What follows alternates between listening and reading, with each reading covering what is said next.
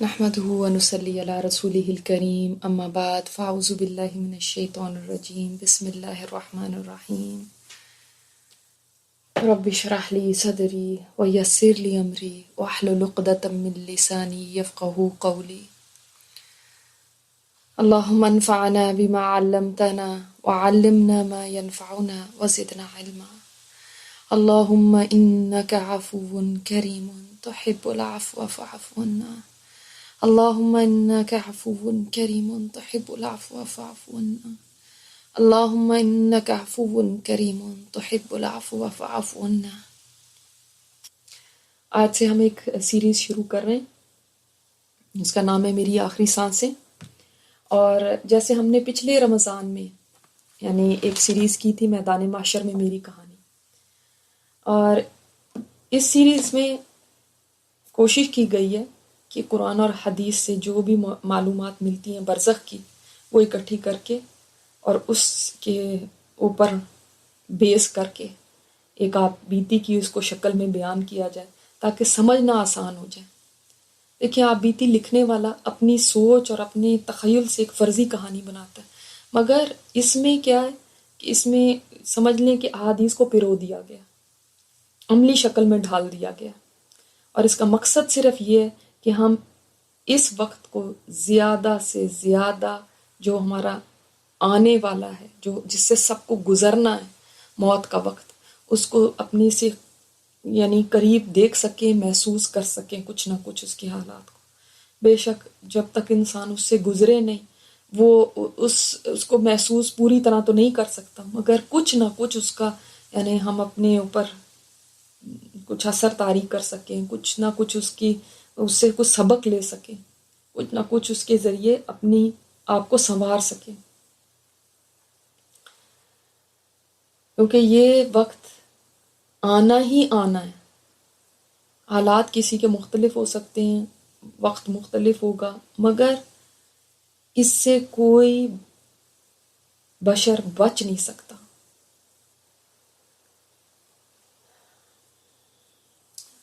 تو انشاءاللہ تعالی ہم شروع کرتے ہیں یہ پروگرام.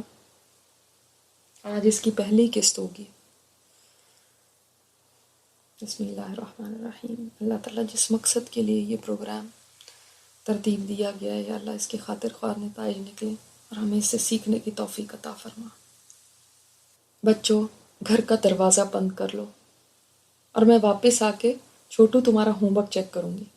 اور گڑیا سنو، تم بھی خیال رکھنا گھر کا، کسی کے لیے دروازہ نہیں کھولنا. ہم بس جلدی سے آ جائیں گے. میں نے گاڑی میں بیٹھتے بیٹھتے یہ آخری تاکید بچوں کو کی. آج میں بہت خوش ہوں. آخر میری سہیلی کی اکلوتی بیٹی کی شادی جو ہے، اور اس نے بہت محبت سے انوائٹ کیا ہوا. میرے فون کی گھنٹی بجی، میں نے دیکھا کسی کا ٹیکسٹ آیا ہوا. احمد نے بچوں کو خداحافظ کہا، اور گاڑی کب ڈرائیو وے سے نکلی مجھے پتہ بھی نہیں چلا، کیونکہ میں اپنی سہیلی کو ہوٹل کا ایڈریس فارورڈ کرنے میں مگن تھی. جب اس سے فارغ ہوئی تو گاڑی آلریڈی مین روڈ پہ آ چکی تھی. احمد اور میں خوشگوار موڈ میں باتیں کر رہے تھے، مگر مجھے اندازہ بھی نہیں ہوا کہ کب یہ ہماری ہلکی پھلکی باتیں بحث میں بدل گئی. احمد کی آواز اونچی ہونے لگی اور مجھے بھی سخت غصہ آ رہا تھا. یہ خام خواہ مجھ پہ چڑھائی کیے جا رہے. میں بھی خوب سنا رہی تھی، مگر جتنا میں کہتی جا رہی تھی وہ آگے سے اتنا ہی زیادہ اور بھڑک بھڑک کے بول رہے تھے. میرے سے بھی برداشت نہیں ہو رہا تھا. میں بھی جو منہ میں آ رہا تھا بولے چلی جا رہی تھی. اچھے بھلے موڈ میں ہم گھر سے نکلے تھے، اور کہاں یہ جنگ کا سماں بن گیا. احمد کا غصہ جوں جوں آسمان پہ چڑھا تھا، ویسے ویسے گاڑی کی سپیڈ بھی بڑھتی جا رہی تھی. یوں لگتا تھا آج گاڑی کے ایکسیلیٹر پر سارا غصہ اتاریں گے. میں نے بھی آج ٹھان رکھی تھی میں بھی چپ نہیں رہوں گی. آخر میں کیوں چپ کروں؟ ناجائز بات کر رہے ہیں. یوں لگتا تھا احمد نے بھی قسم کھا رکھی ہے کہ وہ بھی زبان بند نہیں کریں گے. وہ زمانہ پرانی باتیں نکال نکال کے کہاں سے اور اس پہ مجھے تانے دے رہے تھے، اور غصے میں یہ بھی نہیں سوچ رہے تھے کہ کیا کہہ رہے ہیں. روڈ پہ توجہ دینے کی بجائے ان کا سارا دھیان میری باتوں کا ترکی بترکی جواب دینے میں تھا، اور چلانے کی وجہ سے ان کا سانس پھول رہا تھا۔ اس جنگ و جدل اور بحث میں یہ اندازہ ہی نہیں ہوا، اور میں سمجھ ہی نہیں پائی کہ کب کہاں سے زوردار ہارن کی آواز کانوں میں پڑی۔ میں نے اپنی دائیں طرف دیکھا تو ایک دیو ہیکل ٹرک ہماری گاڑی کی طرف سپیڈ میں چڑھا آ رہا تھا۔ میری آنکھیں پھیل گئیں اور یوں لگ رہا تھا ابھی ہمیں کچل دے گا۔ ہارن کی سخت آواز سے مسلسل میرے کان گونج رہے تھے، اور اس کے بعد سب اندھیرا ہو گیا۔ میں نہیں جانتی کیا ہوا، آخری چیز جو میں نے دیکھی وہ وہی ٹرک تھا جو آنے واحد میں ہماری گاڑی کی طرف آ چکا تھا۔ میں کہاں ہوں، کیا ہوا، مجھے کوئی اندازہ نہیں۔ پتہ نہیں کتنے گھنٹے گزر گئے، کتنے دن گزر گئے ہوں گے جب مجھے کچھ ہوش آنے لگا۔ میں نے ہلکی سی آنکھیں کھولی تو اوپر لگی ہسپتال کے کمرے کی تیز روشنی سے آنکھیں چندھیا گئیں، اور شدید درد کا احساس میرے سارے جسم میں دوڑنے لگا۔ بیٹا آنکھیں کھولو، خدا کے لیے آنکھیں کھولو، یہ تو امی کی آواز ہے۔ میں نے بڑی مشکل سے اپنی آنکھوں کو کھولا۔ یوں لگتا تھا آنکھ کھولنا بھی ایک بہت بھاری کام ہے۔ ساری زندگی میں آنکھ کھولنے اور پلکیں اٹھانے کی کوئی پرواہ نہیں کی، اس کو کوئی چیز نہیں سمجھا، شاید کروڑوں دفعہ پلکیں جھپکی ہوں گی، مگر آج یہ بھی ایک پہاڑ اٹھانے کے برابر تھا۔ یوں لگ رہا تھا سارے جسم کے ایک ایک حصے میں زخم ہیں جو رس رہے ہیں۔ میں نے نظر اٹھائی تو امی کا شفیق چہرہ مجھ پہ جھکا ہوا تھا، ان کی آنکھیں بہہ رہی تھیں، وہ محبت سے اپنی انگلیاں میرے بالوں میں پھیر رہی تھیں، مگر آج یہ انگلیاں بھی آرام نہیں دے رہی تھیں، تکلیف میں اضافہ ہو رہا تھا۔ میرے دل میں کئی خیالات آنے لگے، پتہ نہیں میری کیا حالت ہے، پتہ نہیں میں کتنی زخمی ہو گئی ہوں۔ اتنی طاقت بھی نہیں تھی کہ منہ کھول سکوں، بولنا تو دور کی بات ہے۔ ایک آواز میرے کانوں میں آئی، امی امی، یہ تو گڑیا کی آواز ہے۔ میں نے بائیں طرف دیکھا، میرے دونوں بچے بیچارگی کی تصویر بنے ہوئے کھڑے تھے۔ ہائی یہ بھی آ گئے، ان کو کون لے آیا، اور مجھے کیا ہوا ہے، کیسے پوچھوں؟ سامنے نگاہ پڑی تو باجی، بھائی، خالہ، اتنے لوگ یہ سب کمرے میں موجود ہیں۔ مجھے اب اندازہ ہو رہا تھا کہ ہمارے رشتہ داروں سے تو کمرہ بھرا ہوا تھا، مگر احمد کہیں نظر نہیں آ رہے۔ وہ ٹھیک تو ہیں؟ میرے اندر ہزاروں سوالات تھے، مگر وہ کیفیت کیا ہوتی ہے کہ جب انسان بولنا چاہے اور بول نہ سکے، اس کا اندازہ آج ہوا۔ میں اندر سے بل کھا رہی ہوں کچھ پوچھنے کے لیے، مگر پوچھ نہیں پا رہی، زبان ساتھ نہیں دے پا رہی۔ وہ زبان جس کو بے ہوش ہونے سے پہلے میں خوب چلا رہی تھی، بلا روک ٹوک، بغیر کسی طاقت لگائے ہوئے خوب استعمال کر رہی تھی۔ آج وہ زبان بھی کتنی بھاری ہو رہی ہے کہ اس کو چلانا ایسے ہے جیسے کسی نے مجھے آسمان کو اپنی جگہ سے ہلانے کو کہہ دیا ہو۔ یہ کیسی بے بسی ہے، کوئی کچھ بھی تو نہیں بول رہا، سب خاموش کھڑے ہیں۔ کبھی کبھی بہن کی آواز آتی ہے، وہ اپنے بیٹے کو زور سے کہتی ہے، چپ کرو، دیکھ نہیں رہے خالہ کی طبیعت کیا ہے؟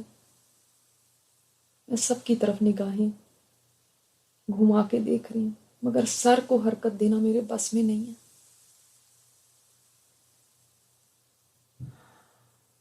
امی کی آہستہ آہستہ میرے قریب قرآن پڑھنے کی آواز آ رہی ہے، جس سے دل کو بڑا سکون مل رہا ہے، مگر میرے درد میں اضافہ ہوئے چلا جا رہا ہے، اور جوں جوں درد بڑھ رہا ہے میرا دل بھی جیسے ڈوبتا جا رہا ہے۔ یہ مجھے کیا ہو رہا ہے؟ تکلیف کی شدت میری برداشت سے باہر ہو رہی ہے، اور مجھ سے اب آنکھ کھولنی بھی مشکل ہو رہی ہے، حتیٰ کہ میری پلکیں خود بخود میری آنکھوں پہ جیسے گر گئی ہوں۔ امی کی چیخ مجھے سنائی دی، عاصم جلدی جاؤ، ڈاکٹر کو بلاؤ، دیکھو تمہاری آپا کو کیا ہو رہا ہے، عاصم جلدی جاؤ۔ امی مسلسل چیخ رہی تھی اور ان کی رونے کی آواز مجھے بے چین کر رہی تھی۔ گڑیا اور چھوٹو کی بھی مسلسل سسکیاں میری کانوں میں آ رہی تھی۔ میں نے اپنے پورے وجود کی طاقت جمع کی اور اپنی پلکیں اٹھائیں۔ امی مجھے سخت خوف اور حیرت سے تک رہی تھی اور سخت رونے کی وجہ سے ان سے بولا بھی نہیں جا رہا تھا۔ میں نے دوسری طرف نظر گھمائی تو دیکھا ہے میرے بچے کتنا رو رہے ہیں، کیسے میں ان کو تسلی دوں؟ میرے اندر تو گویا تکلیف سے ہر عضو چیخ رہا ہے، میں ان کو کیا چپ کراؤں؟ میرا تو سارا وجود خود رو رہا ہے، چلا رہا ہے۔ اور یہ میرے پیروں کی طرف کون ہے؟ یہ کون کھڑے ہیں؟ ان کو تو میں نے کبھی نہیں دیکھا۔ یہ سفید کپڑوں میں کون ہے؟ یوں لگتا ہے کچھ انتظار کر رہے ہیں، اور یہ ایک دو نہیں ہیں، دو کے پیچھے یہ اور بھی ہیں، اور وہ اور بھی ان کے پیچھے۔ یہ اتنے سارے یہاں کیا کرنے آ گئے؟ ایک خیال گویا بجلی کی طرح میرے دل میں آیا، کیا میں مرنے لگی ہوں؟ اگر میرے اندر ہمت ہوتی تو میں نہیں چلاتے ہوئے اس کمرے سے بھاگ جاتی۔ ارے ابھی میں نے دنیا میں دیکھا ہی کیا ہے؟ میرے تو ابھی بچوں کی شادیاں بھی نہیں ہوئی، میں نے تو ابھی بہت کچھ کرنا ہے، میں نے تو اپنی آخرت بنانی ہے۔ یہ کیسے ہو سکتا ہے اتنی جلدی میں چلی جاؤں؟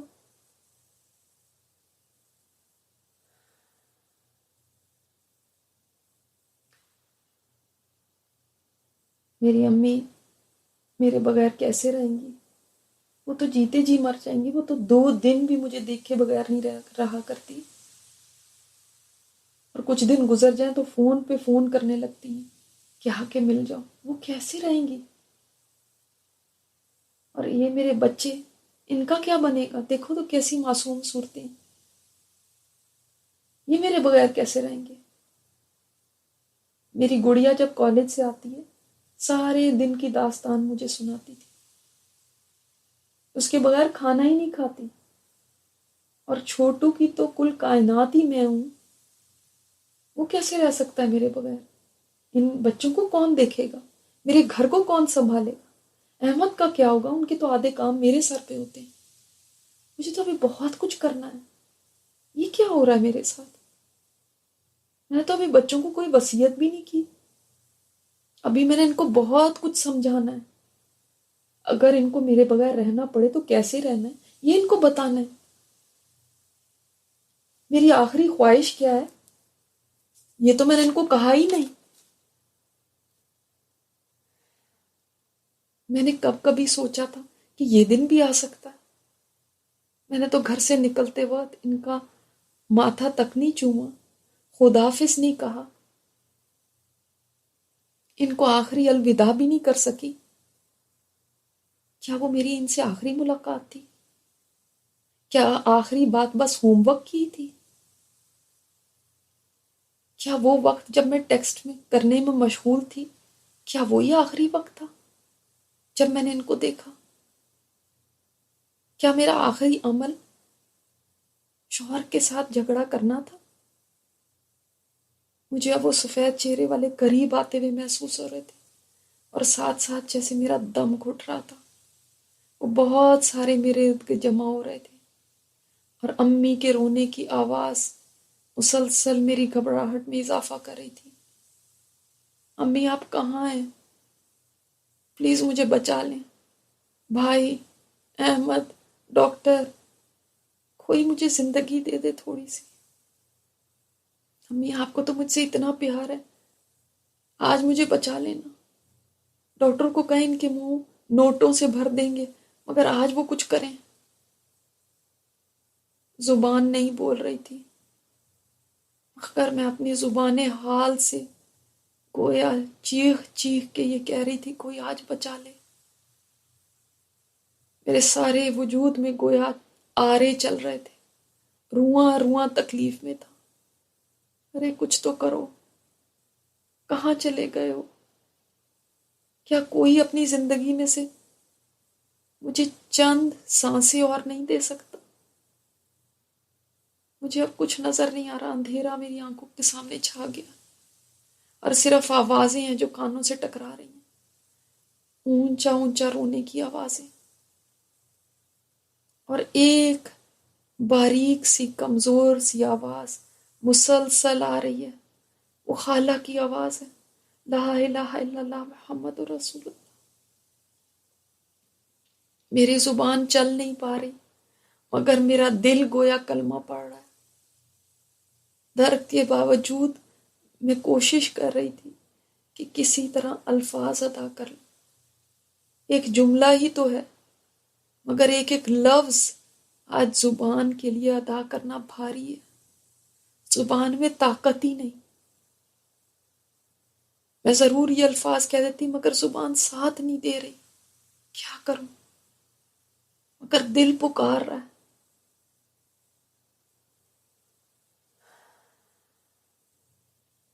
یا اللہ، کیا یہ وقت مجھ پہ آ سکتا تھا؟ کبھی میں نے سوچا نہ تھا۔ گرم آنسو میری آنکھوں کے کنارے سے ڈھلکتے ہوئے میرے کانوں تک پہنچ گئے۔ کیا یہ دنیا میں میرا آخری وقت ہے؟ آج ہم یہیں تک کرتے ہیں، اور آپ اس کے اوپر غور کیجیے گا کہ جب ہمارا یہ وقت آئے گا تو ہمارا کیا حال ہوگا۔ اور ضرور اپنی دعاؤں میں ایک دعا لکھ لیجیے گا کہ یا اللہ، موت کی ڈبکیوں اور بے ہوشیوں سے بچانا۔ ہمارے نبی کریم صلی اللہ علیہ وسلم نے فرمایا، سکرات الموت برحق ہے۔ جو اس وقت کی موت کی تکلیف ہے وہ برحق ہے۔ اللہ تعالیٰ سے دعا کریں کہ اس وقت کو ہمارے لیے آسان کر دے، کیونکہ ہم بہت کم سوچتے ہیں اس وقت کے بارے میں۔ دنیا کی تکلیفوں سے گھبرا کے ان کے لیے تو دعائیں کرتے ہیں، مگر اس وقت کے لیے دعا نہیں کرتے جو مشکل ترین وقت ہوگا اس دنیا سے جانے کا۔ اللہ تعالیٰ سے دعا کیجیے کہ یا اللہ، وہ دن جب میں دنیا سے جا رہی ہوں، وہ دن میری زندگی کا بہترین دن بنا دینا۔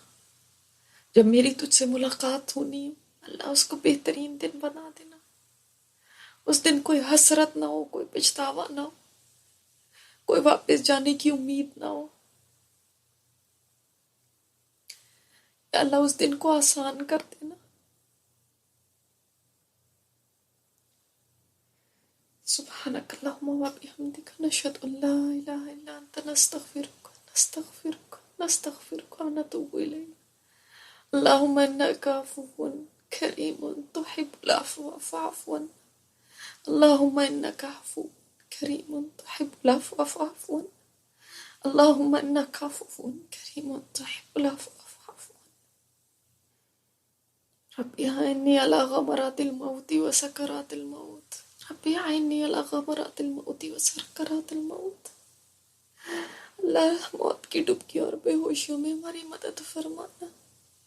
ہمارے اعمال کسی قابل نہیں ہے یا اللہ، تو اپنی رحمت سے بخش دینا، اپنی رحمت سے بخش دینا، مٹا دینا ہمارے اعمال نامے سے ہمارے گناہوں کو۔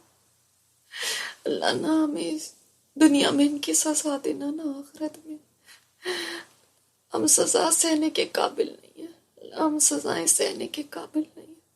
ہم دنیا کی چھوٹی چھوٹی سزاؤں کو، دنیا کی چھوٹی چھوٹی تکلیفوں کو، مصیبتوں کو، مسئلوں کو برداشت نہیں کر پاتے اللہ۔